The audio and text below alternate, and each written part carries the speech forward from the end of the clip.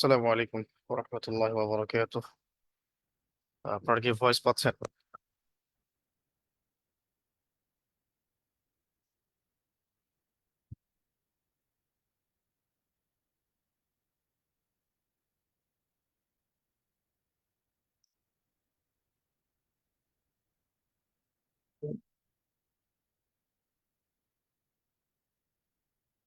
Voice শুনতে পাচ্ছেন কি?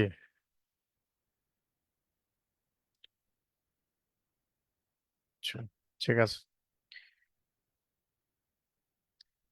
আচ্ছা, সবাই যার যার বই সামনে রাখি। আজকে আহ, ক্লাসটা স্থগিত করতে চেয়েছিলাম, কিন্তু পরে সিদ্ধান্ত নিলাম যে না, আজকে ক্লাসটা সংক্ষিপ্ত করে হলেও নেই। আহ, সব মিলিয়ে আসলে ফিট না ক্লাসটা নেওয়ার জন্য। তারপরেও কিছুটা হোক, কিছুটা পড়া দেওয়া হোক, আপনারা পড়ুন, বাসায় পড়ুন ইনশাল্লাহ। আহ, ইনশাল্লাহ আগামী ক্লাসে আমরা লম্বা ক্লাস করবো ইনশাআল্লাহ তাআলা। তো ইন্ট্রোডাক্টরি ক্লাসে আমরা কিছু বিষয় আলোচনা করেছিলাম। আজকে আমরা টেক্সট বই থেকে আহ, কিছু পড়া দিব ইনশাল্লাহ। নতুন কিছু পড়া দিব এবং বাকি কিছু পৃষ্ঠা আপনাদেরকে বাসায় পড়ে আসতে বলবো। তো সবাই যার যার বই সামনে রাখি, আমরা রেকর্ড অন করছি। মূল ক্লাসে যাচ্ছি ইনশাল্লাহ।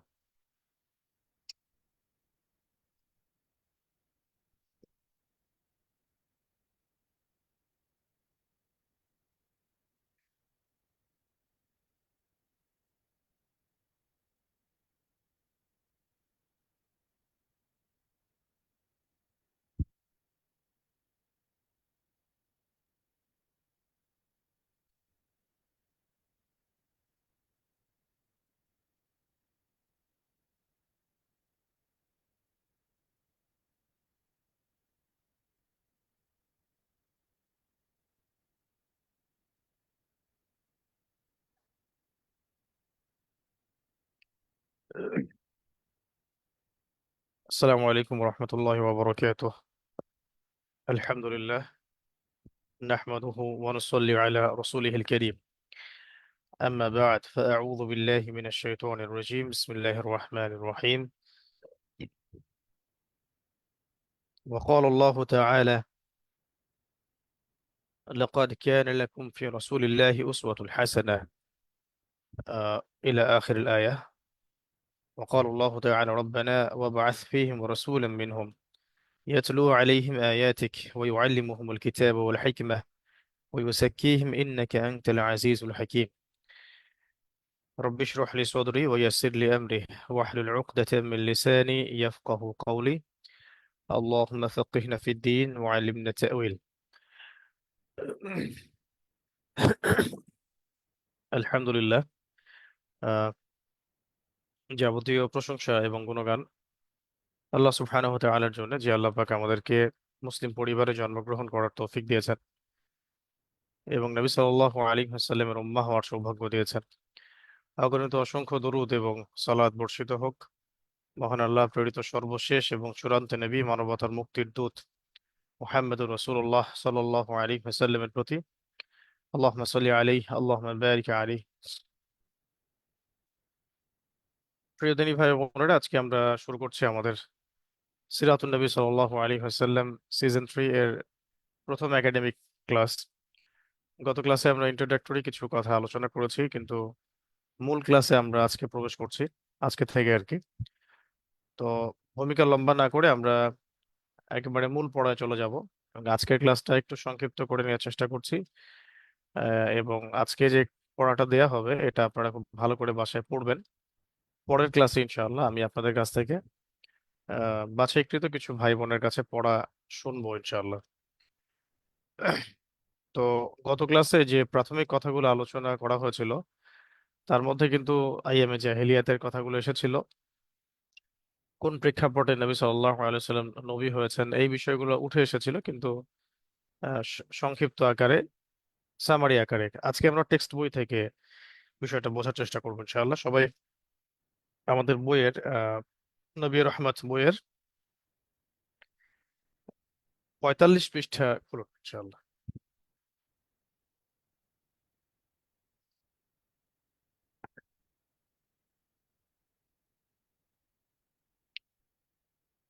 আজকে আমরা আলোচনা করব যে বিষয়টা সেটা হলো যে নবী করিম সাল্লাল্লাহু আলাইহি ওয়াসাল্লাম আহ নবুয়ত পেয়েছেন যে সময়টাতে, ওই সময়টাতে আরবের, তারপরে আহ ইরানের, পার্সিয়ানদের, রোমানদের, মিশরে, ভারতীয় সভ্যতায় ওই সময় বিশ্বের বিভিন্ন জায়গার সুরতটা বা হালতটা কেমন ছিল। আমরা গত ক্লাস আইয়ামে জাহিলিয়াত সম্পর্কে কিছুটা আলোচনা করেছিলাম। তো সিরাত মানে পড়া শুরু করার আগে আমাদেরকে এটা খুব ভালো করে বুঝতে হবে আগে যে আসলে আল্লাহ রাব্বুল আলামিন কোন সমাজের মধ্যে কোরআন নাজিল করেছিলেন। ওই সময় শুধু আরবের অবস্থা না, পুরো বিশ্বের অবস্থাটা কেমন ছিল এটা আমাদের বুঝতে হবে। তাহলে আমাদের একটা আইডিয়া আসবে যে কিরকম বৈশ্বিক প্রেক্ষাপটে বা কিরকম সামাজিক প্রেক্ষাপটে আল্লাহ রাব্বুল আলামিন কোরআনের মতো কিতাব নাজিল করেছেন এবং নবী সাল্লাল্লাহু আলাইহি ওয়াসাল্লামের মতো সর্বশ্রেষ্ঠ রাসূল প্রেরণ করেছেন। তা প্রশ্ন আসবে তারপরে যে তাহলে আরবেই কেন, অন্য জায়গাগুলোতে কেন নয়? এর উত্তরগুলো এখান থেকে উঠে আসবে। প্রথমেই জানতে হবে এটা, বুঝতে হবে এটা যে আল্লাহ রাব্বুল আলামিন কোন বিশ্ব ব্যবস্থায় এই চূড়ান্ত আসমানি কিতাব আল কোরআনুল কারীমকে নাজিল করেছেন। তো ওই সময় বিশ্ব ব্যবস্থা বুঝতে হলে আমাদেরকে লেখকের আহ, যে একটা লম্বা ভূমিকা, 45 পৃষ্ঠা থেকে শুরু করে তিনি প্রায় আহ 77 পৃষ্ঠা পর্যন্ত এটা আলোচনা করেছেন। অনেক লম্বা আলোচনা, এবং এই আলোচনার মধ্যে অনেক সেন্টেন্স আছে যেগুলো অনেক কঠিন। ঠিক আছে, এই বইটা একটু কঠিন। আর রাহিকুল মাখতুমের যে ভূমিকাগুলো এবং প্রাক মানে কোরআন নাজিলের প্রাক সময়ের কথাগুলো, এগুলো আলোচনাগুলো, ঘটনাগুলো তুলনামূলক সহজ ভাষায় এসেছে। তো এই বইটার মধ্যে, নবী রহমতের মধ্যে, ভাষার কিছু জটিলতা আছে এবং সেন্টেন্স গুলো বেশ বড় বড়। এই কারণে অনেক সময় অনেকে হয়তো মানে ভাবগত অর্থ বুঝতেও ভুল করতে পারেন। তো এই জন্য আমি কিছু কিছু জায়গা দাগিয়ে দাগিয়ে আপনাদেরকে পড়ানোর চেষ্টা করছি। যে অন্ধকার যুগ এই টপিকটা বের করেন, ওখান থেকে আমি শুরু করছি।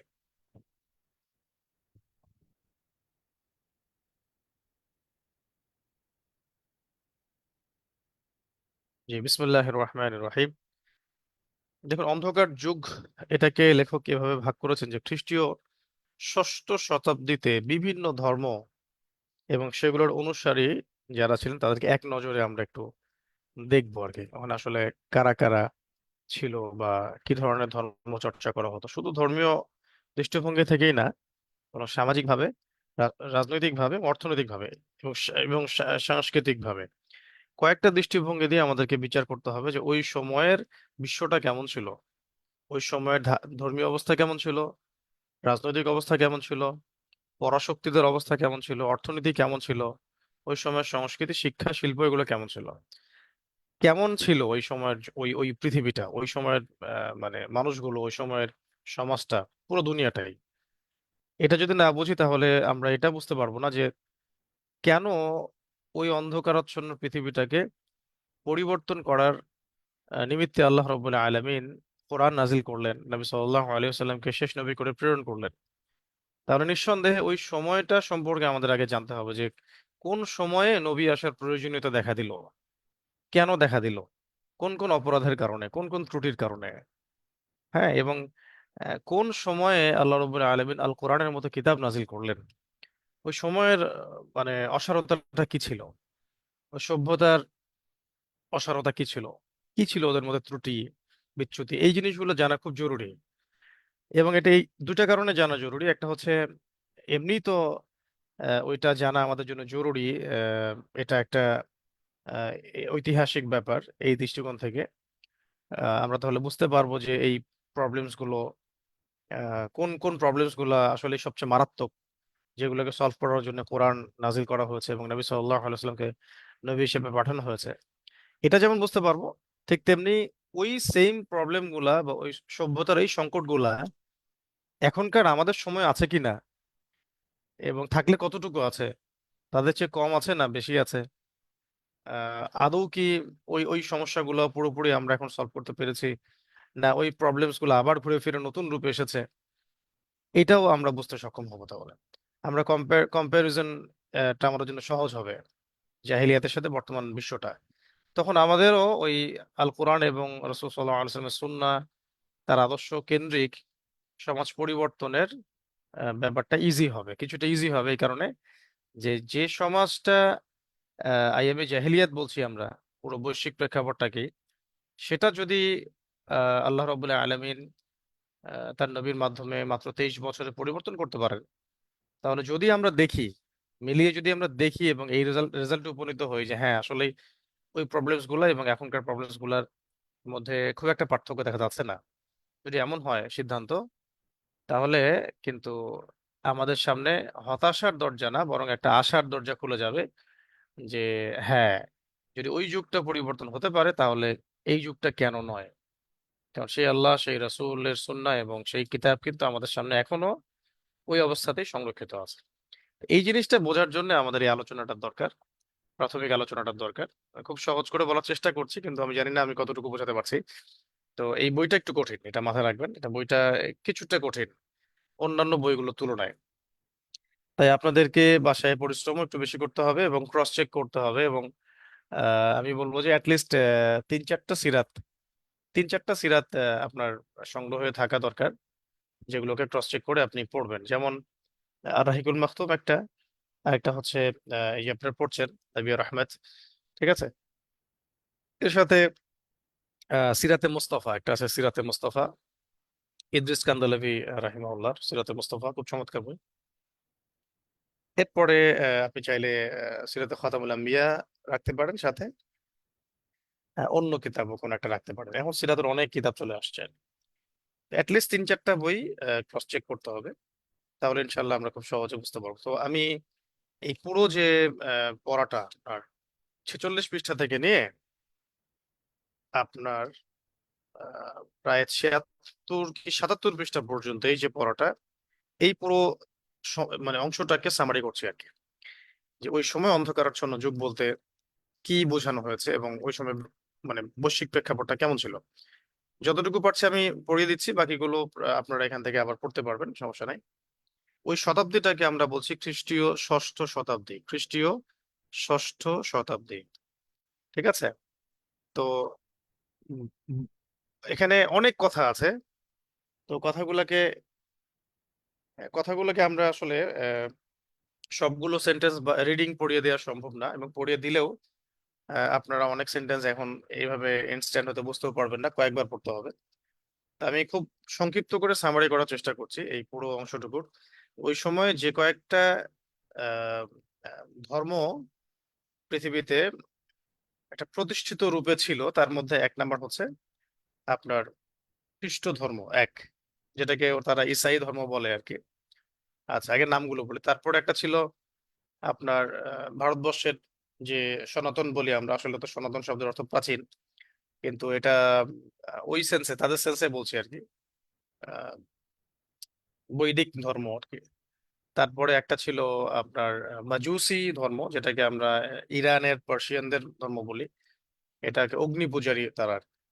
একটা ছিল রোমান সভ্যতা, এটা আপনারা জানেন, এবং এটা প্রাচীন গ্রিসেও ছিল, অ্যাথেন্সে, পাশাপাশি এটা মিশরের দিকেও তাদের একটা শাসন ছিল, এবং সিরিয়াতে।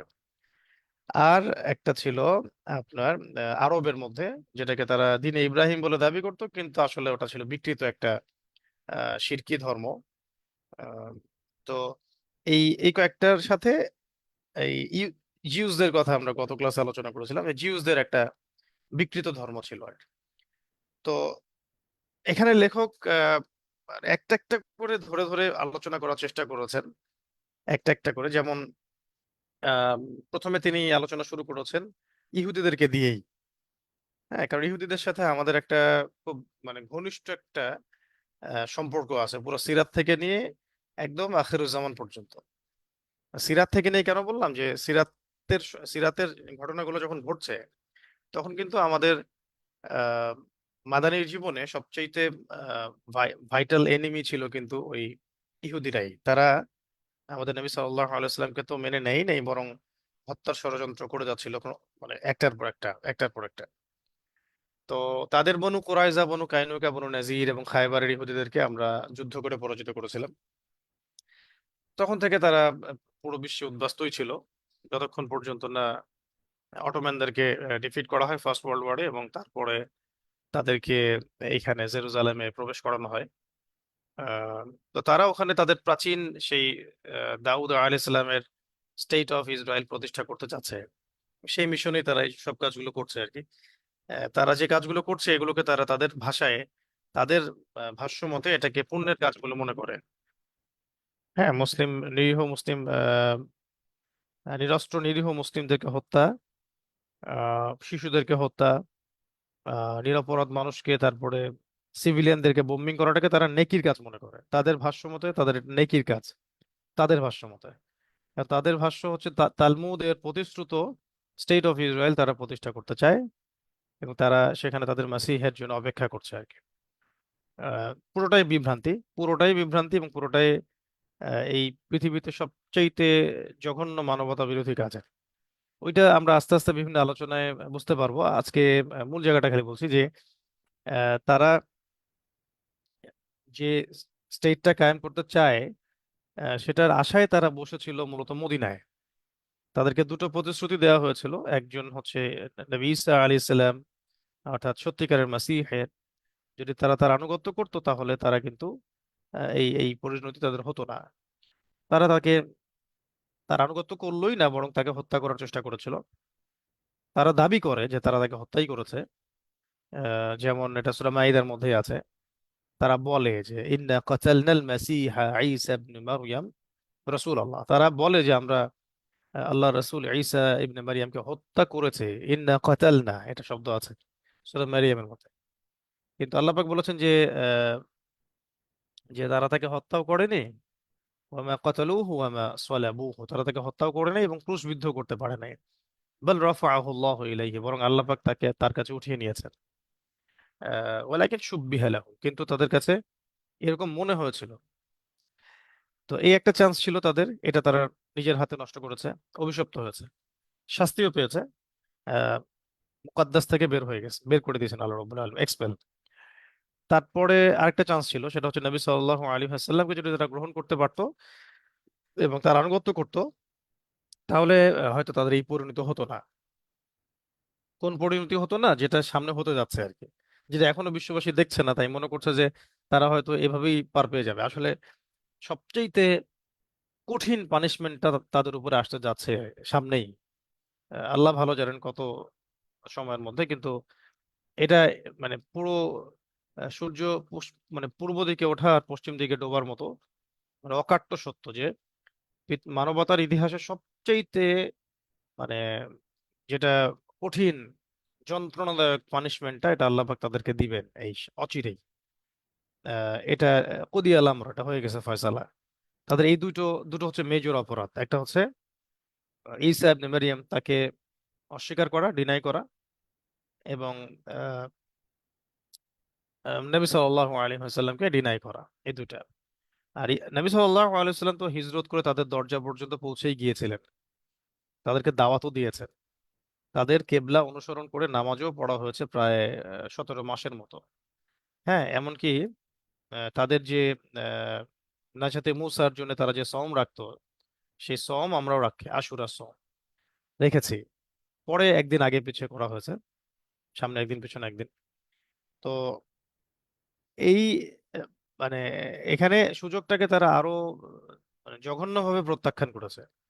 মানে এটা কল্পনাই করা যায় না যে নবী সাল্লাল্লাহু আলাইহি ওয়াসাল্লাম নিজে তাদের দরজা পর্যন্ত গিয়েছেন মদিনায়, তারপরেও তারা তাকে গ্রহণ করে নাই। শুধুমাত্র প্রতিহিংসা বশত, কারণ নবী সাল্লাল্লাহু আলাইহি ওয়াসাল্লাম বনু ইসমাইল থেকে এসেছিলেন, এবং ইহুদিরা বেসিক্যালি দাবি করে তারা বনু ইসমাইল, সরি, তারা বনু ইসরাইল দাবি করে, কিন্তু আমাদের নবী সাল্লাল্লাহু আলাইহি ওয়াসাল্লাম তিনি এসেছেন বনু ইসমাইল থেকে, মানে ইসমাইল আলাইহিস ইসলামের বংশ থেকে।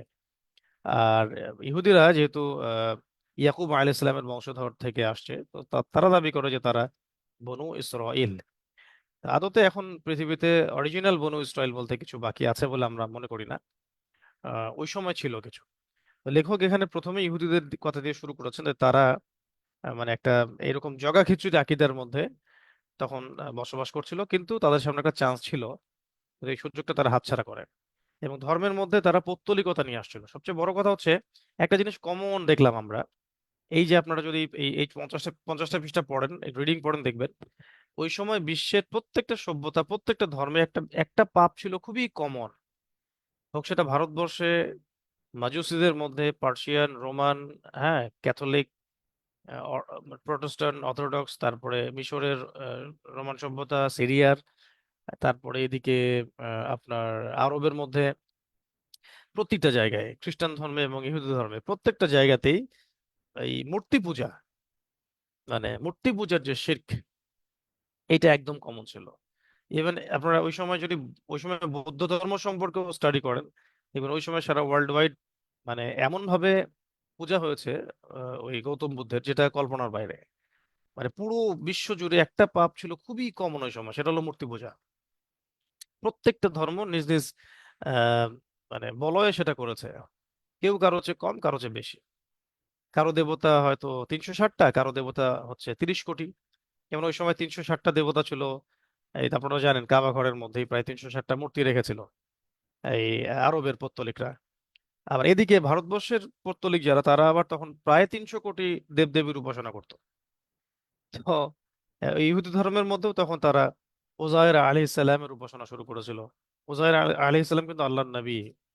হ্যাঁ, তারা মানে বলতো আর কি, ইহুদিরা দাবি করতো যে ওজায়ের আলাইহিস সালাম হচ্ছেন আল্লাহর সন্তান। নাউযু বিল্লাহি মিন যালিক। সূরা তাওবা এর দলিল আছে, ওয়াকালাতিল ইয়াহুদু উযাইরুন ইবনুল্লাহ ওয়াকালাতিন নাসারাল মাসীহ ইবনুল্লাহ। ইহুদিরা বলে যে ওজায়ের আল্লাহর সন্তান, আর নাসারারা বলে যে ঈসা আলাইহিস সালাম আল্লাহর সন্তান। নাউযু বিল্লাহ। তো আহ, আল্লাহ পাক তাদেরকে মানে একেবারে ধ্বংস করবেন, সেটা ওই আয়াতে বলেছেন। কাতালাহুমুল্লাহ, আল্লাহ তাদেরকে একদম হত্যা করে ফেলুক, ধ্বংস করে ফেলুক, এরকম এরকম কথা আছে আর কি। কাতালাহুমুল্লাহ আন্না ইউফাকুন, কোত্থেকে তারা এইসব মানে কল্পনাপ্রসূত কথাবার্তা নিয়ে আসছে। তো ইহুদি ধর্মর বেসটা কিন্তু ছিল নবীদের হাতে, কিন্তু আস্তে আস্তে কয়েকটা ধাপে তারা এইভাবে বিভ্রান্ত হয়ে যায়। প্রথমত তাদের অবাধ্যতার কারণে, তারপরে তাদের মধ্যে কবিরা গুনার কারণে, এবং সুদকে তারা জায়েজ করে নেওয়ার কারণে। একটু মিলাই নেবেন যে এইগুলা আমরাও করছি কিনা, এবং ওই পরিণতি আমাদেরও হচ্ছে কিনা বা হতে পারে কিনা। আসলে সিরাতটা শুধু গল্পের মতো পড়লে তো পড়া হবে না, মূলত আমাদেরকে বুঝতে হবে যে ওই জিনিসগুলো আমাদের ক্ষেত্রেও হচ্ছে কিনা, আমাদের সমাজে হচ্ছে কিনা, বা আমাদের প্রেক্ষাপটে এগুলোর অস্তিত্ব আছে কিনা। থাকলে ওই ওই ওই কুপরিণতিও থাকলে, যেমন কুপরিণতি আমাদেরকে ভোগ করতে হবে। আর সিরাতের যদি সৌন্দর্য আমাদের মধ্যে থাকে, তাহলে সৌন্দর্যের আজরও আমরা পাবো ইনশাআল্লাহ, দুটোই পেতে পারি। তো ইহুদিদের মূল সমস্যা ছিল তাদের তখন শিরকে শিরকে লিপ্ত হলো, মূর্তি পূজায় লিপ্ত হলো, আল্লাহর সন্তান সাব্যস্ত করলো, সুদের পাপ চালু করলো, সুদ, জিনা চালু করে ফেললো। তারা এটা চালু করলো প্রতারণা, যে নিজেদের ইহুদিদের মধ্যে তারা এই সুদ বা এই এই যে দুর্নীতি, এটাকে তারা অবৈধ মনে করতো, কিন্তু ইহুদি বাদ দিয়ে অন্য কোনো জাতি হলে তারা তাদের সাথে এটা করাকে বৈধ মনে করতো আর কি। ঠিক আছে। তারপরে আহ, এই যে মালায়েকার উপাসনা শুরু করলো। আহ সবচেয়ে মূল সমস্যাটা শুরু করলো যে পৌত্তলিকতা, মূর্তি পূজা, এবং শুধুমাত্র কিছু কৃষ্টি কালচারের মধ্যে সীমাবদ্ধ থাকলো। আর এর আগেও তারা নবীদেরকে হত্যা করেছে, এবং হত্যার চেষ্টা তো আমাদের নবীকেও করেছে, এবং আগের নবীদেরকে হত্যাও করেছে। আহ, এবং আল্লাহ পাক তাদেরকে যে মানে ফেরাউনের এই দাসত্ব থেকে, এত মর্মান্তিক একটা সময় থেকে উদ্ধার করলেন মুসা আলাইহিস সালামের হাত ধরে, এবং স্পষ্ট সব চোখের সামনে দেখালেন কোন কোন মুজিজা আসলো, কিভাবে তারা পার হলো, সাগর দ্বিখণ্ডিত হলো, হ্যাঁ, ঝর্ণা 12টা ঝর্ণা বের হলো, মানে সবই দেখা গেছে, মান্না সালো আকাশ থেকে পড়ছে। এরপরেও তারা মাত্র 40 দিন যেতে না যেতেই মূর্তি পূজা করেছে।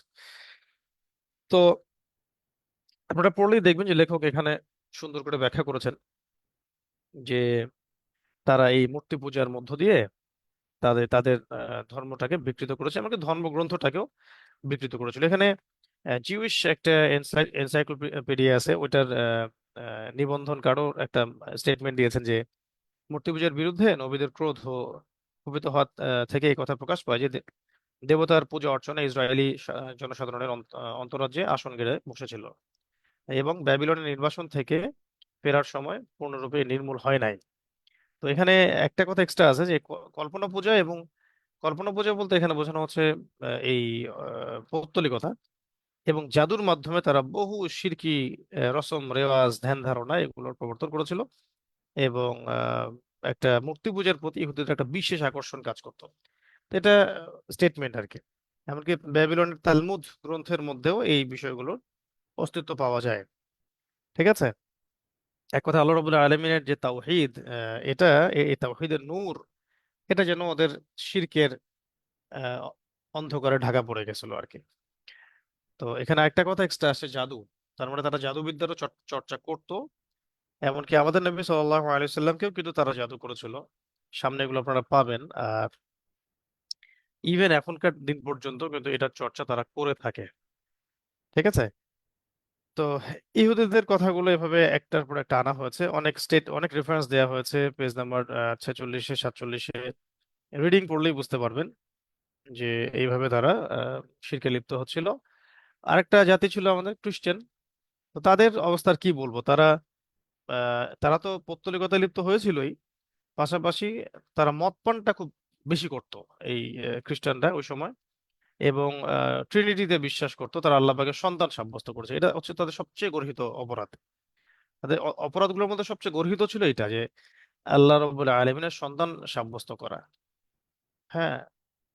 তো তারা বলতো যে আল্লাহ, ঈসা আলাইহিস সালাম এবং পবিত্র আত্মা, নাউযু বিল্লাহি মিন যালিক, তারা এই তিন তিন খোদায় বিশ্বাসী ছিল। এইটা ওই সময় তাদের সবচেয়ে বড় ধর্মীয় অপরাধ বলে গণ্য করা হয় এখন পর্যন্ত। এরপরেও পৌত্তলিকতা ছিল। তারা ঈসা আলাইহিস সালামের পূজা অর্চনা শুরু করেছিল, ক্রুশের পূজা অর্চনা করতো। আহ এবং এটা খ্রিস্ট ধর্মের নামে করতে লাগলো। এর পাশাপাশি তারা বৈরাগ্যবাদ সূচনা করেছিল।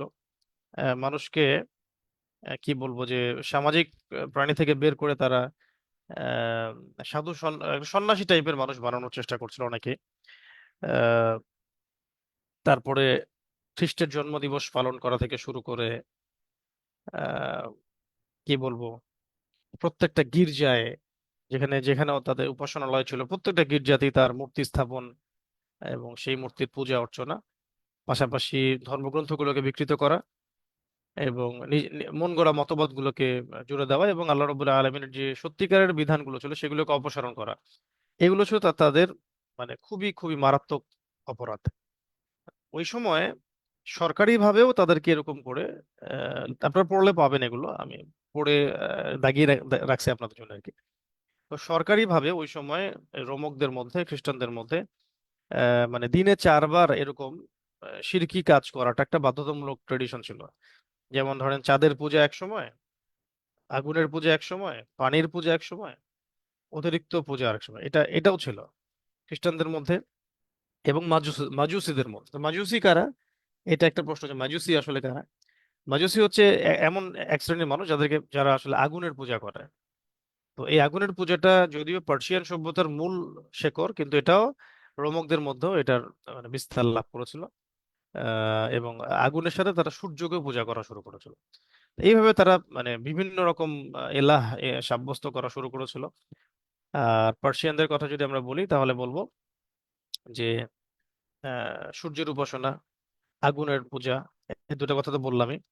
পাশাপাশি তাদের যে রাজা বাদশা থাকতো তাদেরকেও তারা খোদা বলে বিশ্বাস করতো। হ্যাঁ। উম, যেমন আহ, ওদের অনেক গ্রন্থ আছে, ইরানি অনেক পৌরাণিক উপাখ্যান, সেখানে এই বিষয়গুলো পাওয়া যায় আর কি। তো এগুলো আরো সামনে আসবে ইনশাল্লাহ। তো আমি জাস্ট সংক্ষিপ্ত করে বলে নিচ্ছি। আরেকটা যে বললাম কিছুক্ষণ আগে, যে বুদ্ধিস্টরাও ওই সময় পৃথিবীতে ছিল বেশ বড় সংখ্যায়। কারণ তখন তো একজন মুসলমানও নাই, তার মানে পুরো পৃথিবীর পপুলেশনের সবই হচ্ছে আল্লাহদ্রোহী এবং মুশরিক। তাই না? কি একটা অবস্থা দেখেন। তো এই যে বুদ্ধিস্টদেরকে নিয়ে অনলাইনে কিছু কথা আসছে, আমরা ইনশাআল্লাহ এটা নিয়ে গঠনমূলক লেখা নিয়ে আসবো অথবা কোনো বক্তব্য। আহ এখানে দেখুন, পেজ নাম্বার 49-এ লেখক নিজেও লিখেছেন যে বৌদ্ধ ধর্ম যা ভারতবর্ষ ও এশিয়াতে বিস্তার লাভ করেছিল এই বুদ্ধিস্টদের ধর্মটা, তাও একটি পৌত্তলিক ধর্ম হয়ে গিয়েছিল। পৌত্তলিক মানে মূর্তি পূজা করতো। মূর্তি বৌদ্ধ ধর্মের লাগাম ধরে পথ চলছিল। যেখানেই তাদের কাফেলা বিশ্রাম নিত কিছুক্ষণের জন্য, সেখানেই তারা গৌতম বুদ্ধের মূর্তি স্থাপন করত এবং দেখতে না দেখতে একটা উপাসনালয় সৃষ্টি করে ফেলতো। তাহলে একেবারে আহ, পাক্কা যারা মুশরিক, তাদের প্রতি আমরা সহনশীলতার কথা বলছি, এবং আমাদের অসহিষ্ণুতার কারণে তাদের ধর্ম নাকি ক্ষতির সম্মুখীন হয়েছে এমন মন্তব্য আসতেছে আমাদের মানুষদের পক্ষ থেকে। মানে এগুলো হচ্ছে হতাশাজনক। আসলে আর মানে লজ্জার, অবমাননার কিছুই আমার কাছে মনে হয় না যে এখন আসলে কিছু আছে বাংলাদেশে। তো এখানে আমি তো কোনো কথা বলছি না, লেখকের কথা পড়ে শোনাচ্ছি আপনাদেরকে। জ্ঞানী পণ্ডিত মহল, পেজ নম্বর 49-এ দেখবেন, জ্ঞানী পণ্ডিত মহল এখন পর্যন্ত এই ধর্ম, ভালো করে শুনেন, জ্ঞানী পণ্ডিত মহল এখন পর্যন্ত এই ধর্ম ও এর প্রতিষ্ঠাতা সম্পর্কে সন্দিহান। সেখানে আমরা একদম আফগানিস্তান থেকে একেবারে চায়না পর্যন্ত, তিব্বত পর্যন্ত ওদেরকে একদম সার্টিফাই করতেছি যে এখানে এখানে ওদের সভ্যতা এইভাবে ছিল, কিন্তু এর যে প্রতিষ্ঠাতা এই সম্পর্কে স্পেসিফিক কোনো প্রমাণই নাই। তাদের মানে কোনো কনস্টিটিউশনও নাই, কোনো ওইরকম কোনো প্রামাণ্য আসমানি কিতাবও নাই। যেমন ধরেন খ্রিস্টানরা দাবি করে আমাদের কাছে বাইবেল আছে, জিউসরা দাবি করে যে আমাদের কাছে এই তাওরাত আছে, কেউ বলে ওল্ড টেস্টামেন্ট আছে, ওদের কাছে বলে নিউ টেস্টামেন্ট আছে। তো এদের ব্যাপারে আহ, এমন কোনো মানে স্টেটমেন্ট পাওয়া যায় না যে এটা হচ্ছে তাদের একেবারে আসমানি কিতাব। আউযুবিল্লাহ। তো আসমান জমিন এমনকি স্বয়ং মানুষের স্রষ্টা আল্লাহর অস্তিত্বে তার বিশ্বাস ছিল কিনা, মানে এই গৌতম বুদ্ধের আল্লাহ পাকের অস্তিত্বে বিশ্বাস ছিল কিনা, আদৌ তিনি স্রষ্টার অস্তিত্বে বিশ্বাসী ছিলেন কিনা, এটাই মানে নির্দিষ্ট করে বলার কোনো সুযোগ নাই। মানে কেউ বলতে পারছে না, কোনো জায়গা থেকে স্টেটমেন্ট পাওয়া যাচ্ছে না যে সে আল্লাহর অস্তিত্বে বিশ্বাসী ছিল। তারা তো বিস্মিত যে স্রষ্টার প্রতি ঈমান এবং গভীর বিশ্বাস ছাড়া এই ধর্মটা কিভাবে টিকে থাকতে পারে, এতেই তারা বিস্মিত। কারা? যারা জ্ঞানী পণ্ডিত মহল। এখানে লেখক 49 পৃষ্ঠায় এগুলো লিখেছেন। লেখক আমাদের সৈয়দ আবুল হাসান আলী নাদভী রাহিমাহুল্লাহ। ভারতবর্ষে তার, আমরা যারা এখন মানে দিন নিয়ে কথাবার্তা বলছি, আমার ধারণা যে তাদের সবাইকে এক পাল্লা রাখা হলে, বাকি ওনাদের মতো মানুষদেরকে আরেক পাল্লা রাখা হলে পাল্লা ভারী হবে ইনশাআল্লাহ। তাদের পাল্লা নিঃসন্দেহে ভারী হবে। তিনি বলছেন যে এটার প্রতিষ্ঠাতা সম্পর্কে জ্ঞানী পণ্ডিত মহল সন্দিহান।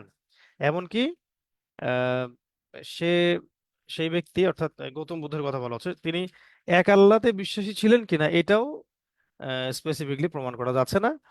আর স্রষ্টার প্রতি ঈমান বা গভীর বিশ্বাস ছাড়া এই ধর্মটা কিভাবে বা টিকে থাকতে পারে, এটাই তো একটা বিস্ময়। তো আসলে কথা বলার ভাষা হারাই ফেলি। এটা নিচেও আছে, একজন হিন্দু মনীষী তার ইয়েতে লিখেছেন, দ্য হিস্ট্রি অফ মেডিয়েভাল হিন্দু ইন্ডিয়ায় দেখেন, রাজা হরিশ এই সম্পর্কে লিখেন। এখানে নিচে দেখবেন যে এই যুগে থেকে, এই যুগে হিন্দু ধর্ম এবং বৌদ্ধ ধর্ম উভয়ই সমানভাবে পৌত্তলিক ছিল। আমি তো তখন বললামই যে হিন্দুদের তখন 30 কোটি দেবদেবী ছিল, বা 30 বা 33 কোটি। এবং মূর্তি নির্মাণে, ভাস্কর্য নির্মাণে তারা এক চরম উৎকর্ষতার শীর্ষে চলে গিয়েছিল আর কি। নিত্য নতুন কলা কৌশল আবিষ্কৃত হচ্ছিল, কিভাবে নতুন নতুন মূর্তি বের করা যায়। এটা ছিল তার শিল্প, একটা শিল্প, বিজনেস, এবং একটা অলীক ধর্ম বিশ্বাসও বটে। ওই যুগে বৌদ্ধ ধর্ম এবং হিন্দু ধর্ম দুইটাই পৌত্তলিকতার ক্ষেত্রে সমান গতিতে এগিয়ে যাচ্ছিল।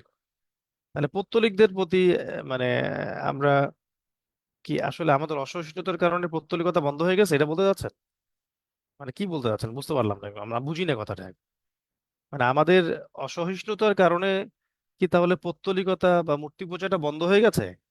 আর যদি সেটা হয়ও, যে অসহিষ্ণুতার কারণে মূর্তি পূজা বন্ধ হয়ে গেছে, পৌত্তলিকতা বন্ধ হয়ে গেছে, তাহলে সমস্যাটা কি? যদি কেউ মূর্তি পূজা বন্ধ করে ফেলতে পারে, পৌত্তলিকতা বন্ধ করে ফেলতে পারে, তাহলে এটাতে তো অন্যায়ের কিছু দেখতেছি না, আর খারাপের তো কিছু নাই। ওইটাকে নেগেটিভলি বলে অন্যদেরকে মাথায় উঠানো, নিজের জাতিকে ছোট করার মানেটা কি? মানে অনেক বিষয় আছে আমরা অবজার্ভ করতেছি, কিন্তু হয়তো নিজেদের মানুষের সম্পর্কে মন্তব্য করতে আমরা একটু হয়তো এড়াই যাচ্ছি। তবে আমার মনে হয় যে বিষয়গুলো কিছু কিছু বিষয় হিকমতের সাথে সামনে আসা উচিত। এবং ভুল ভুল কোনো মেসেজ আসলে সেটা আমাদের খণ্ডন করা উচিত। বাংলাদেশে খুব আশঙ্কার সাথে আমরা লক্ষ্য করছি যে বিভিন্ন বড় বড় মহল থেকে ইসলামের ব্যাখ্যা কেন্দ্রিক চরম রকম গলদ ইন্টারপ্রিটেশন আসছে আসছে আর কি, আসতেছে কন্টিনিউয়াসলি। এটা ফ্লোটা আগেও যেমন ছিল, আমরা ভেবেছিলাম যে ফ্লোটা হয়তো কিছুটা কমে যাবে বা থেমে যাবে, কিন্তু আহ, আফসোস এবং হতাশার সাথে আমরা লক্ষ্য করছি যে এটা দিন দিন বিভিন্ন মহল থেকে বাড়তেই আছে। কেউ লালনবাদী ইসলাম শিখাচ্ছেন, কেউ নদীময় ইসলাম শিখাচ্ছে, কেউ এরকম করে ইন্টারফেইথের দিকে মানুষকে ডাকছে আর কি। তো আমাদের সবার একটু সচেতন থাকা উচিত, অ্যাটলিস্ট তাওহীদের ব্যাপারে কোনো ছাড় দেওয়া উচিত না। কারণ তাওহীদের ক্ষেত্রে যদি কেউ আপোস করে ফেলে এবং সামান্যতম শিরকের গুনাহও যদি তার আমলনামায় থাকা অবস্থায় মৃত্যুবরণ করে, তাহলে আল্লাহ রাব্বুল আলামিন তার উপরে জান্নাত হারাম করে ফেলবেন। এটা আমার কথা না, আল্লাহ পাক সূরা মাইদাতে বলেছেন যে ইন্নাহু মাইয়ুশরিক বিল্লাহ ফাকাদ হাররাম আল্লাহু আলাইহিল জান্নাহ। যারা আল্লাহ রাব্বুল আলামিনের সাথে শিরকে লিপ্ত হয়, আল্লাহ পাক তাদের উপরে জান্নাতকে হারাম করে দেন। ওয়া মাআওয়াহুমুন নার, এবং তাদের জন্য আহ জাহান্নাম হচ্ছে আবাসস্থল। ওয়া মা লিয-যালিমিনা মিন আনসার, এবং জালেমদের জন্য কোনো কোনো সাহায্যকারী থাকবে না। তো এখানে লেখক কিন্তু এগুলো নিয়ে এসেছেন, বইটা ভালো করে পড়বেন। দেখুন লেখক কি বলছেন।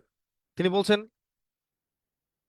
যে বরং খুব সম্ভব দেখুন দেখুন, খুব সম্ভব যে পৌত্তলিকতার দিক দিয়ে বৌদ্ধ ধর্ম হিন্দু ধর্মের চেয়ে অনেক বেশি এগিয়ে গিয়েছিল।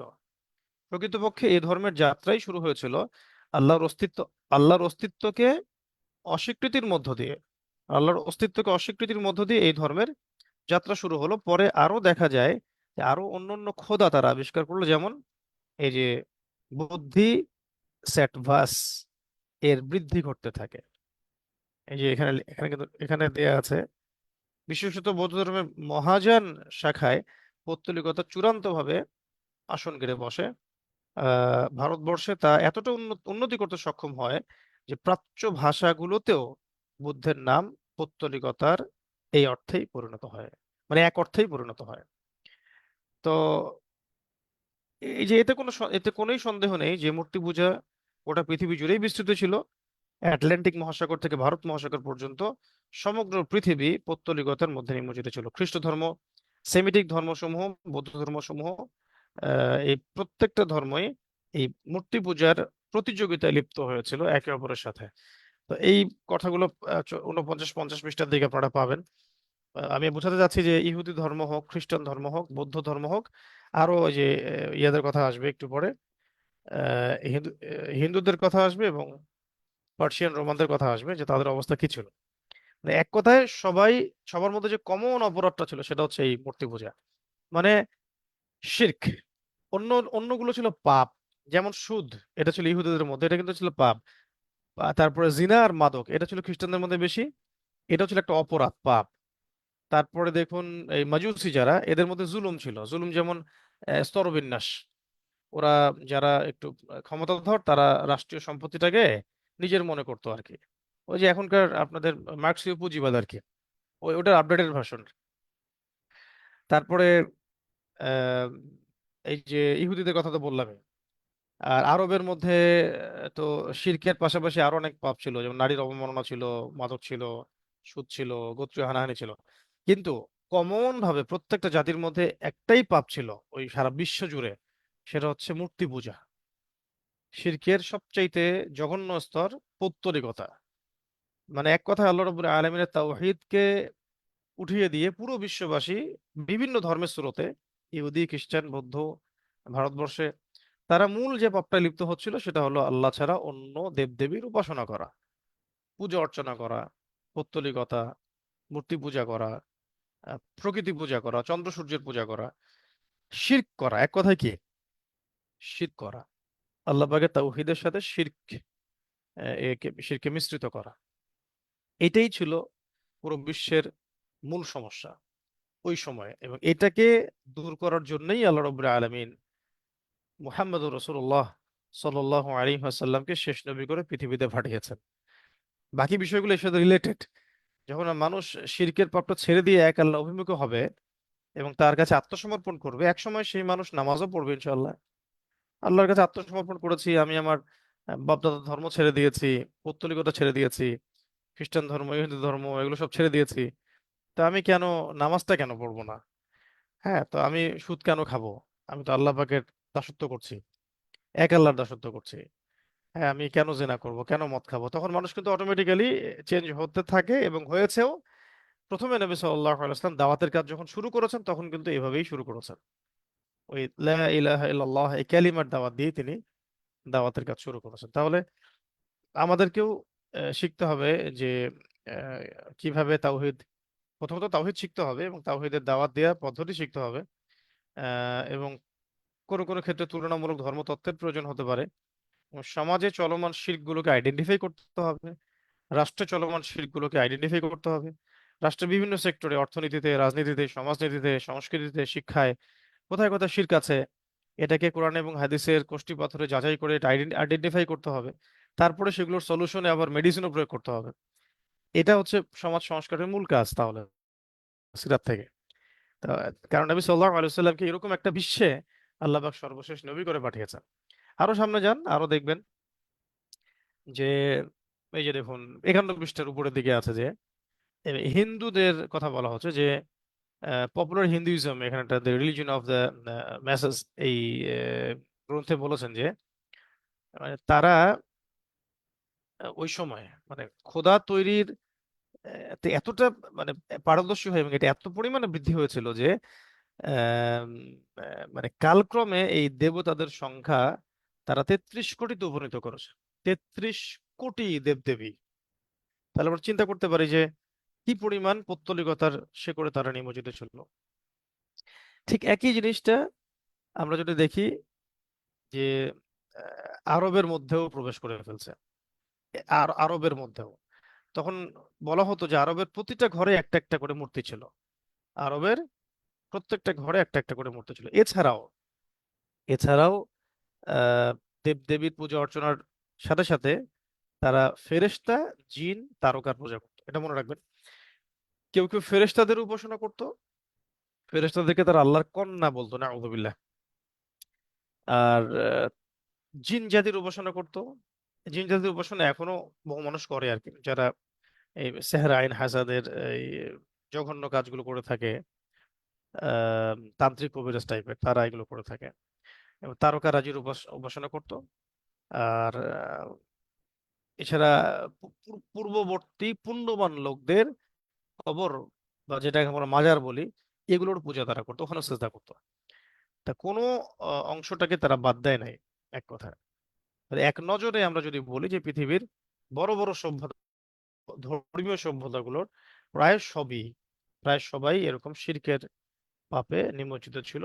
বাকি পাপগুলো কিন্তু অনেক বড় বড় পাপ, কিন্তু তারপরেও ওটা হাইলাইটেড ছিল না। হাইলাইটেড পাপ ছিল শিরক এবং পৌত্তলিকতা আর মূর্তি পূজা। বিভিন্ন ধর্মীয় মানে স্কুল অফ থটের মধ্যে। এরপরে আহ পরাশক্তিগুলো, যেগুলো আমরা এখন পরাশক্তি হিসেবে ধরি, পশ্চিমারা, তারপরে প্রাচ্য, প্রাচ্য, পাশ্চাত্য, তারপরে ধরেন যে মিডল ইস্ট, ও তাদের মধ্যে ওই সময় কেমন সভ্যতা ছিল আর কি। এখন তো পশ্চিমাদেরকে আমরা সভ্যতার মানদণ্ড বানাই ফেলছি। এর প্রাচ্যের রোমক সভ্যতার কথা এখানে, রোমান এবং পার্সিয়ান এই দুটোই ছিল তখনকার সুপার পাওয়ার। গত ক্লাসে বলেছিলাম তাদের অবস্থা এমন ছিল যে 533 খ্রিস্টাব্দে এই রোম সাম্রাজ্য সম্পর্কে বলা হচ্ছে যে আহ আমাদের নবী সাল্লাল্লাহু আলাইহি ওয়াসাল্লাম তো এসেছেন 570-এ, তার আগে 533 খ্রিস্টাব্দেই মাত্র একটা দাঙ্গায়, দাঙ্গা মানে একটা সামাজিক গন্ডগোলে কনস্টান্টিনোপলে প্রায় 30,000 মানুষ মারা গিয়েছিল। তাহলে আমরা বুঝতে চেষ্টা করি যে তো বিশ্বটা কেমন ছিল তখন তখন তাহলে। এগুলোর উদ্দেশ্য কিন্তু কোনো আহ, ধর্মীয় যুদ্ধ ছিল না, এগুলো রাজনৈতিক দাঙ্গা হাঙ্গামে ছিল।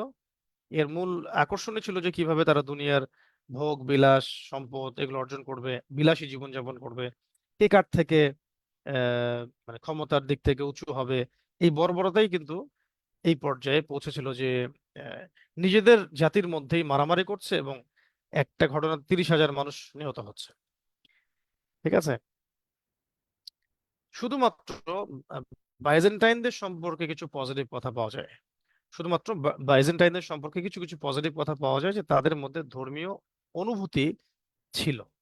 কারণ তাদের মধ্যে মূলত আহ অর্থোডক্স খ্রিস্টানিজমটা বেশি ছিল। তো অর্থোডক্স খ্রিস্টান যারা, তারা আবার ট্রিনিটিতে খুব একটা বিশ্বাস করে না, তারা এক আল্লাহকে বিশ্বাস করে।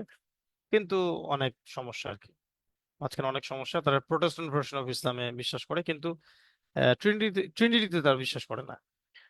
তো এই বাইজেন্টাইনদের একটা দল, তারা বেশ আগ্রহ রাখতো ইসলাম সম্পর্কে, মানে ধর্ম সম্পর্কে, অ্যাটলিস্ট ধর্ম সম্পর্কে। এমনকি পরে আপনারা দেখবেন যে রোম সম্রাট হিরাক্লিয়াসকে যখন নবী সাল্লাল্লাহু আলাইহি ওয়াসাল্লাম দাওয়াত দিয়েছিলেন, সে কিন্তু বুঝতে পেরেছিল যে তিনি আল্লাহ পাকের সত্যি মনোনীত নবী। হ্যাঁ, সত্যিকারের মনোনীত নবী। বুঝতে পেরেও সে শেষ পর্যন্ত ইসলাম কবুল করে নাই। তাদের মধ্যে এলিট সোসাইটি যারা ছিল, তারা খুব বেশি আয়েশি জীবনযাপন করতো। রাজনৈতিক ক্ষেত্রে তারা বেশ ষড়যন্ত্র করতো, লৌকিকতা প্রদর্শন করতো। ভালো মন্দের একটা জগাখিচুড়ি ছিল তাদের মধ্যে। এমনকি ওই যে গ্ল্যাডিয়েটরদেরকে মারামারি লাগানোর যে আপনারা এগুলো দেখেছেন, বিশাল বিশাল সব স্টেডিয়াম তৈরি করতো তারা, ওইগুলোর এখনো ধ্বংসাবশেষ কিছু আছে। তো এগুলো ছিল নিছক খেল তামাশা, হাসি ঠাট্টা, কৌতুক। তাদের কৌতুক গুলো এগুলো খুব মর্মান্তিক হতো আর কি, মানুষের জান পর্যন্ত নিয়ে ফেলতো এরকম। তো এটা রিডিং পড়ে ফেলতে পারবেন। আহ তারপরে মারাত্মক রকমের দাস প্রথা ছিল। মানুষের মানবাধিকার তো ছিলই না বলা যায়। জুলুম নির্যাতনটা ছিল প্রকট, এবং নারীদের অবস্থা ছিল খুব শোচনীয়। মানে নারীদেরকে তারা একদম পণ্যের মতো ভোগ করতো, একেবারেই পণ্যের মতো। কোনো কোনো ক্ষেত্রে এখানে বৈবাহিক সম্পর্কের কোনো মানে সেরকম লিগ্যাল স্থানই ছিল না। সমাজের বহু সন্তান অবৈধ জন্ম নিত এখন পর্যন্ত, কিন্তু পশ্চিমের অবস্থা এর কোনো পরিবর্তন হয় নাই। আর অশ্লীলতা ছিল প্রচুর, বেহায়াপনা। বেহায়াপনা, অশ্লীলতা। কারণ কোনো সভ্য ড্রেস কোড কালচার ছিল না অনেক জায়গায়। এই লেখক লেখক লিখেছেন এই বইয়ের মধ্যে, যে ইভেন তারা অনেকে এই মানে পরিষ্কার পরিচ্ছন্ন হতো না ঠিক মতো। ইভেন পানিও ইউজ করতো না, অনেকদিন পানি ইউজ করতো না। তাদেরকে সভ্য করে তোলা হয়েছে ইসলামের মধ্য দিয়ে। অথচ আমাদেরকে দিনে কমপক্ষে 5 বার হাত মুখ ধুতে বলা হচ্ছে অজু সুরতে। মাস্ট বি আপনাকে দিনে 5 বার আপনাকে হাত মুখ ধুইতেই হচ্ছে। তো এখন তারা আমাদেরকে সভ্যতা শিখাচ্ছে, ঠিক আছে? তো মানে কোথায় যে চলে আসছি, সিরাত পড়তে থাকেন, বুঝবেন যে আসলে কিতাব সুন্নাহ এবং আহ, হকটা আসলে কোথায়, আর আমরা আছি কোথায়। ঠিক আছে, এমন অবস্থা ছিল ঋণ পরিশোধ করতে না পারে বাচ্চাকে বিক্রি করতে হচ্ছে, বা শিশু শ্রমে বাধ্য হচ্ছে। এই ধরনের ঘটনা ঘটেছে। আর পার্সিয়ান সভ্যতা তো একটু আগে আলোচনা করেছি, আর একটু বলি যে তারা শুধুমাত্র যে মাজুসি ছিল তাই নয়, তাদের মধ্যে একটা খোদা দাবি করার একটা মানে, কি বলবো, দাম্ভিকতা সৃষ্টি হয়েছিল। অনেকেই, তাদের অনেক রাজা এই দাবিটা করেছে। এটা অনেক প্রাচীন, প্রায় 224 খ্রিস্টাব্দে তাদের এই স্টার্টিংটা হয়, রাজা আরদেশির হাত ধরে আর কি। এবং অনেক বড় কন্টিনেন্ট তারা দখল করেছিল, একদম পারস্য আজারবাইজান থেকে শুরু করে আপনার এই খোরাসান, এমনকি সিন্ধু পর্যন্ত, ইরাক ইরান সব, এগুলো তাদের দখলে ছিল। এগুলোকে আল মাদায়েন বলা হতো। যেমন আমরা উম, একটা হাদিসে পাবো সামনে, নবী সাল্লাল্লাহু আলাইহি ওয়াসাল্লাম খন্দকের যুদ্ধের সময় যখন পাথর মানে খুঁড়ছিলেন, একটা পাথরে গিয়ে আটকে যায় তার তার কোড়াল। তখন তিনি ওটাকে 3 বার আঘাতে ভেঙে ফেলেছিলেন। তার একটা আঘাতে আহ আল্লাহ রবুল আলমী তাকে দেখিয়েছিলেন যে এই মাদিয়ানের সাদা প্রাসাদগুলো আল্লাহ রবুল আলমী তাকে দান করেছেন। পরবর্তীতে খালিদ বিন ওয়ালিদ রাদিয়াল্লাহু আনহুর হাতে এটা বিজিত হয়েছে। তো এদের অবস্থা ছিল এতটাই জঘন্য যে আহ, মানে আগুনের পূজা, তারকা পূজা, নিজেকে খোদা দাবি করা, এই ধরনের বড় বড় পাপ তো ছিলই। তাদের মধ্যে এক মানি নামে একজন দার্শনিকের আবির্ভাব ঘটেছিল, মানি নামে। এই মানি মানে টাকা না আর কি। হ্যাঁ, তো সে মানে মানুষকে সব ধরনের দুনিয়ার আহ, যে মানে জীবনযাপন, সামাজিক জীবনযাপন এবং দুনিয়ার যে চাহিদা, এগুলো থেকে সম্পূর্ণ ফারেক করার চেষ্টা করেছিল। যে তাদের দর্শনের মূল বিষয়টা ছিল, যদি দুনিয়াতে থাকি, বিয়ে শাদী করি, চাকরি মানে ব্যবসা বাণিজ্য করি, সমাজের মানুষের সাথে মিশে থাকি, তাহলে তো আমাকে অন্যায় করতেই হবে। আর যদি আমি একা একা নিঃসঙ্গ একা জীবনযাপন করি, সবার থেকে আলাদা হয়, তাহলে আমার কোনো পাপ হবে না, এই ধরনের একটা কনসেপ্ট ছিল তাদের। তো চিন্তা করেন যে কি একটা অবস্থা ছিল বিশ্বে ইসলাম আসার আগে। মানুষের কোনো হদিসই ছিল না যে আসলে কল্যাণ এবং সাফল্য কোথায় আছে এবং কোনটা মধ্যম পন্থা। পক্ষান্তরে নবী সাল্লাল্লাহু আলাইহি সাল্লাম তার তিনজন সাহাবীকে ধমক দিয়েছিলেন, বলেছিলেন যে তোমরা কি আমার চাইতে বেশি আল্লাহকে ভয় করো?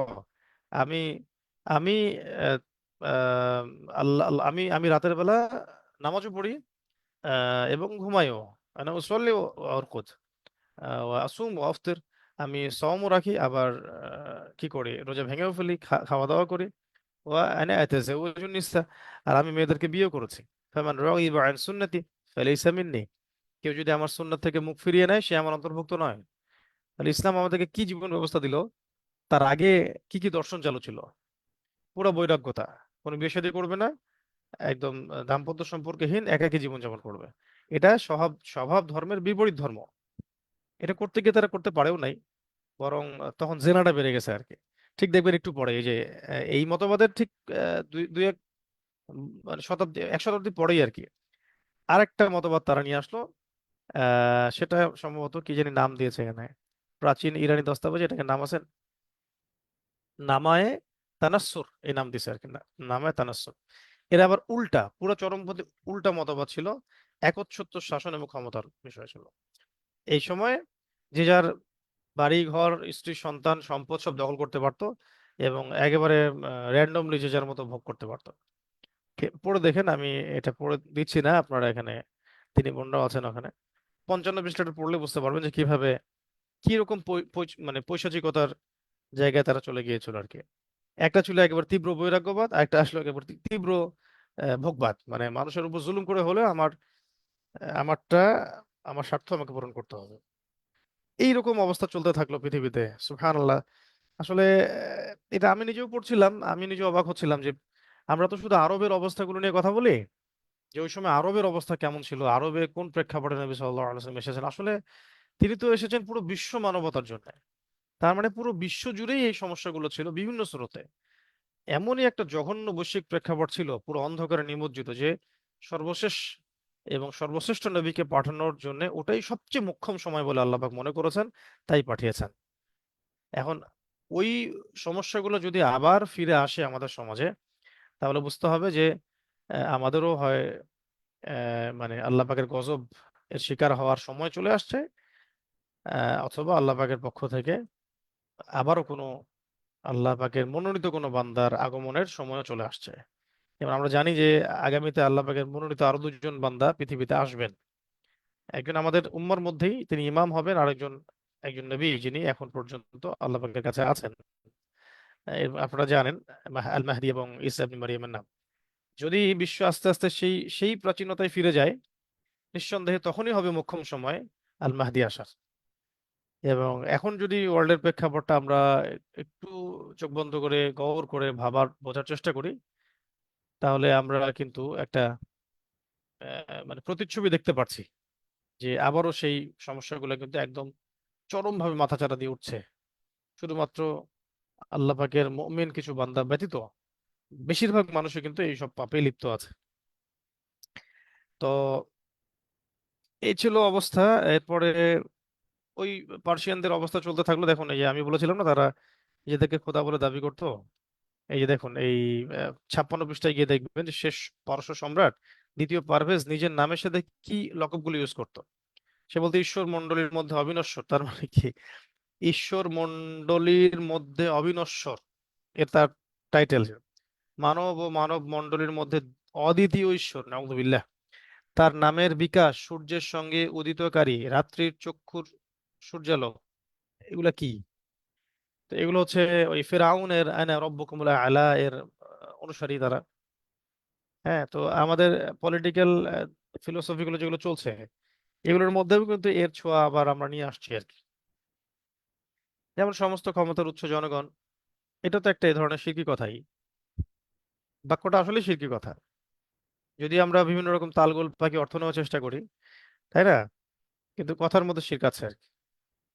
তারপরে আমরা দেখা যায় যে প্রায় মানে জেনে না জেনে আল্লাহ রাব্বুল আলামিনের অস্তিত্বকে পলিটিক্যালি ডিনাই করি, এবং আল্লাহ পাকের বিধানগুলো রাষ্ট্রীয়ভাবে প্রবর্তন করার কোনো প্রয়োজনীয়তা বোধ করি না, এবং এটাকে আমরা জরুরিও মনে করি না।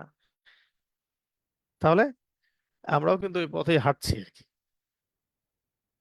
আর ভোগবাদ, এই রাজপ্রাসাদের লোকজনের যে ভোগবাদ ছিল, এটা এখনকার বৈশ্বিক প্রেক্ষাপটে যদি তাকাই, দেশীয় আন্তর্জাতিক প্রেক্ষাপটে সেম অবস্থা আর কি। একদম সেম অবস্থা। দেখুন, খালি একটা জিনিস বোঝেন তাহলে বুঝবেন। যখন মুসলমানরা এই ইরানের শেষ শাসক, হ্যাঁ, ইয়াজদাগির্দ, তাকে যখন মাদিয়ান থেকে বিতাড়িত করেছে মুসলমানরা, এই বিজয়টা হয়েছে ওমর রাদিয়াল্লাহু আনহুর শাসনামলে। তখন সে যখন পালায় গেছে, তার সাথে কি নিয়ে গেছে শুনেন: 1000 বাবুর্চি, 1000 গায়িকা।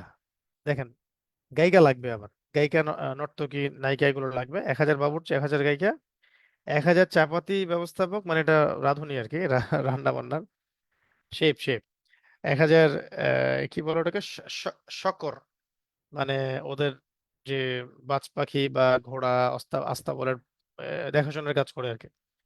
এগুলোর একটা বিরাট দল সে নিয়ে সেখান থেকে পালিয়ে যায়।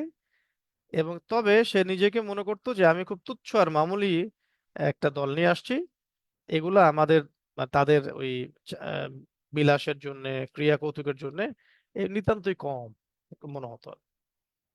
তাহলে যখন তারা ক্ষমতায় ছিল তখন কি করেছে এটা চিন্তা করেন। ব্যাস।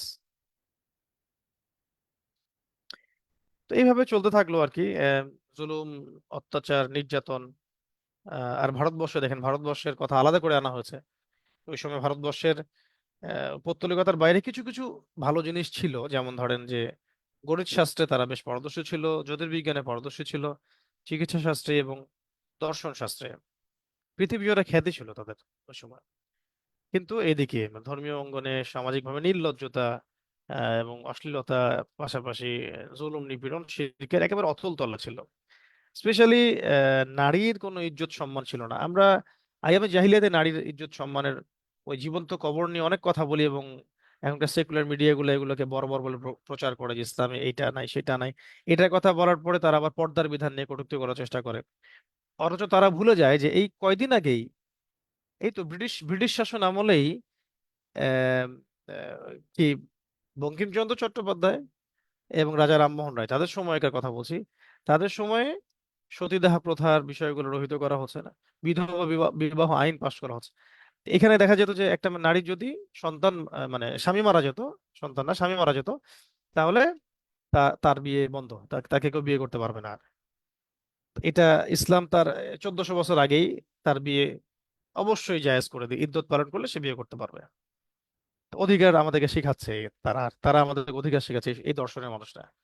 তারপরে জীবিত স্বামীর চিতায় জ্বালিয়ে দেওয়া হতো, এটা রহিত করা হলো এই সেদিন মাত্র, সেদিন মাত্র। তাহলে এই লম্বা সময়ের যে গ্যাপ, তাহলে এই গ্যাপের মধ্যে ইসলাম নারীকে কোন জায়গায় নিয়ে আসছে, আর এই সভ্যতাগুলো কোথায় পড়েছিল, এটা আমরা এখন একটা মানে কম্পেয়ার করতে পারছি। এগুলো এই বইয়ের মধ্যে লেখা আছে, আপনারা এটা পড়লে বুঝতে পারবেন। আহ পুরো এইভাবে লেখা আছে। আরেকটা ওই যে জাতিগত বিভাজন, জাতিগত বিভাজন এখন যেমন অনেকে বলে যে আপনারা মৌলবাদী মানুষ, ধর্মান্ধ মানুষ, বিভাজনের রাজনীতি করেন বা সমাজকে বিভক্ত করে ফেলতেছেন।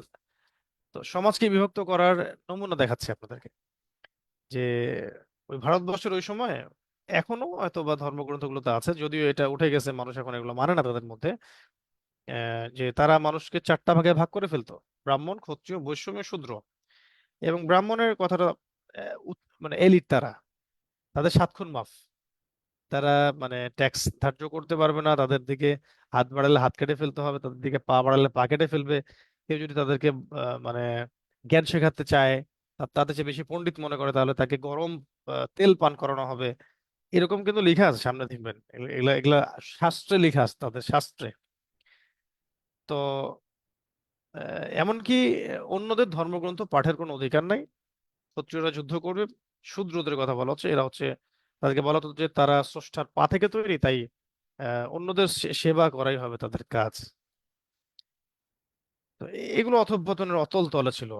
আহ, এগুলো নিয়ে আপনারা পড়লেই বুঝতে পারবেন। আর আরেকটা বিষয় হচ্ছে আরবের অবস্থা।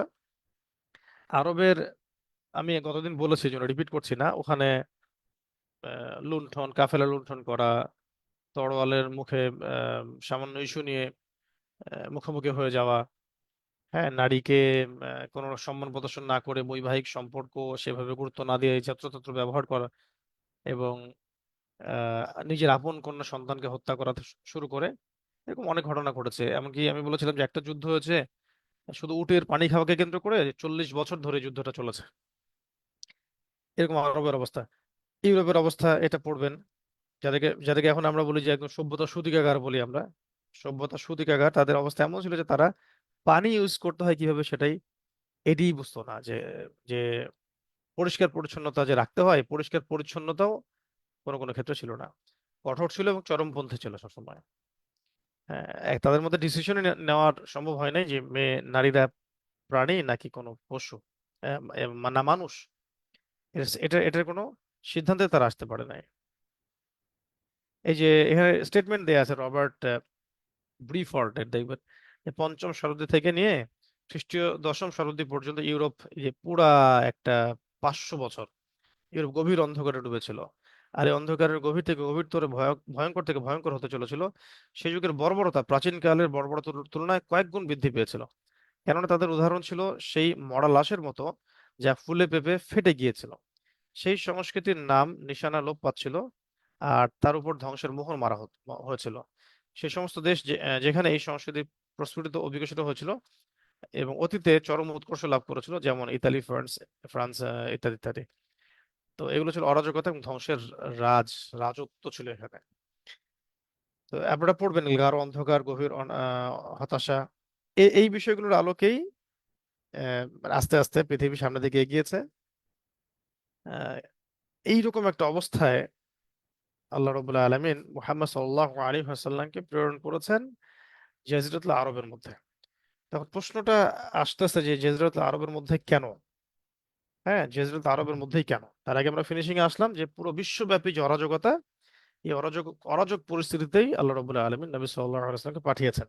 এখান থেকে সিরাতের আলোচনাটা শুরু হয় আর কি। আর এখানে একটা আয়াত মেনশন করা আছে সূরা রুমের মধ্যে 41 নম্বর আয়াতের, যে যহরুল ফাসাদু ফিল বাররি ওয়াল বাহরি বিমা কাসাবাত আইদিন নাস, জলে এবং স্থলে যে বিপদ ছড়িয়ে পড়েছে, বিপর্যয় ছড়িয়ে পড়েছে, এটা পুরো মানুষের হাতের কামাই আর কি। ঠিক আছে। এখন এরকম অবস্থায় নবী সাল্লাল্লাহু আলাইহি ওয়াসাল্লামকে প্রেরণ করা হলো। তো প্রেরণ করার পর থেকে যা হয়েছে এটা তো আপনারা জানবেনই সামনে ইনশাআল্লাহ। তো আমি আপনাদেরকে আজকে 63 পৃষ্ঠা পর্যন্ত পড়া দিচ্ছি। কারণ এখানে আমি যতটুকু বললাম সামারি করে বললাম, কিন্তু এর মাঝখানে মাঝখানে অনেক লাইন আছে যেগুলোর মধ্যে অনেক ইনফরমেশন আছে। হ্যাঁ, বিভিন্ন নাম আছে, বিভিন্ন সময়ের কথা আছে, বিভিন্ন রেফারেন্স আছে। তো এগুলো যদি খুব টানা পড়া দিতে থাকি তাহলে আপনারা কিন্তু হয়তো সামারি ভাবে পড়ে যাবেন, বুঝে যাবেন, কিন্তু মুখস্থ হবে না। আমি চাচ্ছি যে এগুলো আপনাদের প্রত্যেকটা মুখস্থ থাক। 63 পৃষ্ঠার উপরে যে কোরআনের আয়াতটা আছে সূরা রুমের 41 নম্বর আয়াত পর্যন্ত, যে ওই সময় পুরো বিশ্বব্যাপী এরকম অরাজকতার ফাসাদের মূল কারণ ছিল এইটাই যে জলে স্থলে যত বিপর্যয়, এগুলো মানুষের নিজের হাতের কামাই ছিল। এবং আল্লাহ পাক এটা এটা এরকম অবস্থায় বিশ্ববাসীর প্রতি রহম করে, দয়া করে, এরকম একটা বৈশ্বিক অবস্থায় যেখানে আল্লাহর নাম নেওয়ার কেউ নাই, সবাই শিরকে লিপ্ত, পৌত্তলিকতায় লিপ্ত, সুদ, জেনা, ব্যভিচার, একেবারে জুলুম, নির্যাতন, প্রকৃতি পূজা, মৃত মানুষের পূজা, নাস্তিকতা, আগুনের পূজা, হ্যাঁ, আল্লাহর অস্তিত্ব মানে ট্রিনিটি সাব্যস্ত করা, আল্লাহর সন্তান সাব্যস্ত করা, ফেরেশতাদেরকে আল্লাহর কন্যা সন্তান সাব্যস্ত করা, যারা ধর্মগ্রন্থ পেয়েছে তারাও বিকৃত করে ফেললো ধর্মটাকে, ধর্মগ্রন্থকে বিকৃত করা, নবীদেরকে হত্যা করা, এরকম একটা মানে পাপে নিমজ্জিত বিশ্বের প্রতি আল্লাহ পাক আহ, রহম করে, দয়া করে আমাদের প্রিয় নবী সাল্লাল্লাহু আলাইহি ওয়াসাল্লামকে আরবে পাঠালেন রহমাতুল লিল আলামিন হিসেবে, পুরো বিশ্ববাসীর প্রতি রহমত বা আল্লাহ পাকের দয়া হিসেবে। তাহলে দুটো বিষয় আমাদের সামনে আসতেছে, যে নবী সাল্লাল্লাহু আলাইহি ওয়াসাল্লাম কিভাবে বিশ্ববাসীর জন্য দয়া হলেন, আর কেনই বা তাকে আরবেই পাঠানো হলো, অন্য কোনো জায়গায় কেন নয়। পরের ক্লাসে ইনশাআল্লাহ আমরা আলোচনা করবো যে আরবেই কেন তাকে পাঠানো হলো। তারপরে আমরা আস্তে আস্তে সিরাতের মূল জায়গায় চলে যাব, যে আমরা বুঝতে শিখবো যে কিভাবে নবী সাল্লাল্লাহু আলাইহি সাল্লাম আসলেই পুরো বিশ্ববাসীর জন্য রহমত ছিলেন, দয়া ছিলেন। ঠিক আছে? তো আমি একটু অল্প করে পড়া দিতে যাচ্ছি, কিন্তু চাচ্ছি আপনারা প্রত্যেকটা page by page, line by line খুব ভালো করে আয়ত্ত করেন। কারণ আমাদের তাড়াহুড়ার কিছু নাই, আমাদের সময় যদি 1 মাস বেশিও লাগে লাগুক, কিন্তু আমাদের খুব মানে নিরেট সিরাতটা আমাদেরকে শিখতে হবে, মুখস্থ করতে হবে, পুরো পুরো বিষয়টা মুখস্থ থাকতে হবে। আর পরের ক্লাসে যতটুকু পড়ানো হলো, এ ধরেন যে এই 45 পৃষ্ঠা থেকে নিয়ে এই 63 পৃষ্ঠা পর্যন্ত অল্প কয়েকটা পৃষ্ঠা, এই কয়েকটা পৃষ্ঠার মধ্যে কিন্তু আমি প্রশ্ন আপনাদেরকে ধরবো। পড়া না করে ক্লাসে আসবেন না, আমি বারবার বলছি, পড়া কাভার না করে ক্লাসে আসবেন না। পড়া না করলে কিন্তু আমরা কঠোর হতে বাধ্য হব আর কি। দিনী ভাইদেরকে আগে পড়া ধরবো, তারপরে নতুন কিছু পড়াও দিব, তারপরে শেষে ইনশাআল্লাহ দিনী ভাইদেরকে ক্লাস থেকে লিভ করিয়ে দিয়ে শুধু বোনদেরকে রাখবো, এবং বোনদের মধ্য থেকে আমরা র্যান্ডমলি যাকে তাকে পড়া ধরতে পারি, ভাইদের মধ্যে যাকে তাকে পড়া ধরতে পারি। তো আমরা আশা করবো আগামী ক্লাসে আপনারা সবাই পড়া কভার করে আসবেন, এবং তখন হ্যান্ড রাইজ করবেন। প্রয়োজনে যদি কারো কোনো অন্য কোনো বিষয়ে প্রশ্ন থাকে, সেটাও আগামী ক্লাসে ইনশাআল্লাহ অ্যান্সার দেওয়া যাবে। আজকে বলেছিলাম শুরুতেই যে আমি পুরোপুরি ফিট না ক্লাসটা নেওয়ার জন্য। তারপরে আমরা আহ, মোটামুটি 1 ঘন্টা ক্লাস করে ফেলছি। তো যে আলোচনাগুলো হলো, সেই আলোচনাগুলোর উপরে আপনারা একটু গৌর করে বইয়ের 63 পৃষ্ঠা পর্যন্ত পড়ে আসবেন। খুব ভালো করে পড়ে আসবেন, কিন্তু মাঝখান থেকে প্রশ্ন ধরা হবে, যে কাউকে যে কোনো প্রশ্ন ধরা হতে পারে। এবং নিজের ডায়েরিতে নোট করবেন, নোট খাতা বানাবেন। প্রত্যেকটা ক্লাসের পড়া প্রত্যেকটা ক্লাসেই কভার করবেন, পড়া জমিয়ে রাখবেন না। আজকে ক্ষমা চাচ্ছি, এই পর্যন্ত থাক ইনশাআল্লাহ। أقول قولي هذا أستغفر الله لي ولكم ولسائر المسلمين. بارك الله لنا ولكم بالآية الحكيم إنه تعالى جواد كريم بر رؤوف رحيم. سبحانك اللهم وبحمدك أشهد أن لا إله إلا أنت أستغفرك وأتوب إليك.